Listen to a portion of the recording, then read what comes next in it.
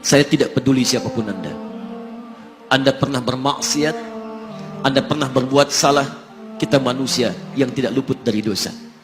Tapi saya ingin berikan tawaran dari Al-Quranul Karim.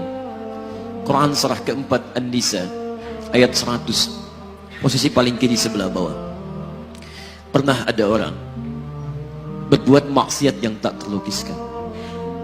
Ada seorang yang pernah bunuh orang. Bunuhnya bukan 1, 2, 100 orang. Tak terlukiskan bilangannya.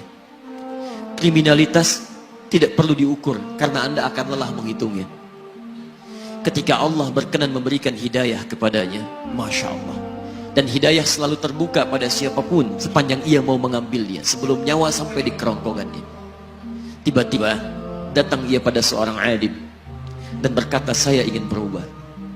Alim ini kemudian menyampaikan pada orang dimaksud, Anda bukan berarti tidak bisa menjadi orang baik.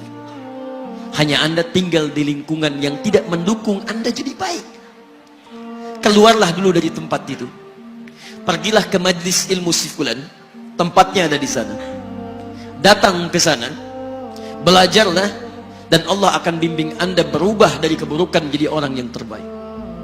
Didengarlah nasihat alim ini. Berangkatlah orang dimaksud, menempuh perjalanannya.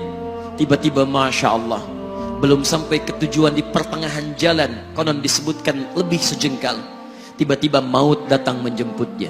Thumma yudrikul maut. Apa yang terjadi? Langkahnya dihitung sebagai ibadah. Dalam terapnya dia beristighfar, tobat kepada Allah subhanahu wa ta'ala. Taubatnya menghadirkan cinta Allah subhanahu wa ta'ala. Quran surah kedua ayat 222 di ujung ayatnya.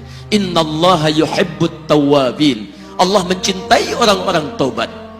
Dan cinta Allah menghadirkan ampunan bagi seluruh dosanya. Quran surah ketiga Ali Imran ayat 31, paling kiri sebelah atas. Qul in kuntum tuhibbunallaha fattabi'uni yuhibbukumullah. Allah cintai orang yang mau taat pada Rasulnya. Lihat, ketika Allah mencintai seorang hamba, wa yaghfir lakum dzunubakum, Allah ampuni seluruh dosa-dosanya.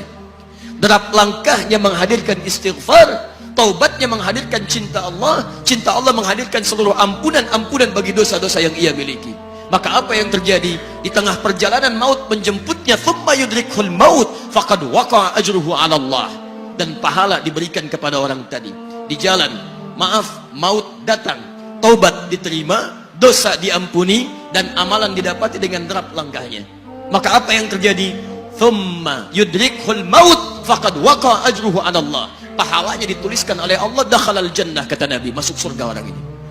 Anda bisa bayangkan, pernah bunuh orang 100 orang, mabuk tak terlukiskan, kriminalitas tak perlu dihitung. Ketika dia mau bertobat, datang ke majlis ilmu, Masya Allah, meninggal di tengah jalan, kata Nabi, dakhalal jannah. Bertobat diampuni dosanya, derap langkahnya ada pahalanya, dakhalal jannah. Turun ayat untuk melukiskan tawaran yang sama kepada kita. Wa may yuhajir fi sabilillahi yajid fil ardi muraghaman katsiran was'a. Siapapun yang mau berubah kembali pada ketentuan jalan Allah, kalau dia masih punya batas-batas kehidupan, kami akan berikan kelapangan di sisa hidupnya dan kelimpahan-limpahan kenikmatan selama dia hidup. Wa may yakhruj min baitihi muhajiran ila Allahi wa rasulih. Namun bila ada di antara mereka baru ingin berhijrah, ingin berubah jadi lebih baik dalam pandangan Allah dan Rasulnya, tiba-tiba thumma yudrikul maut, baru keluar dari tempat dia tinggal, belum sampai ke tempat dia belajar, datang maut menjemputnya. Faqad waqa'a ajruhu 'ala Allah. Kami terima semua amalnya, kami ampuni dosa-dosanya, dan kami tuliskan namanya di dalam surga.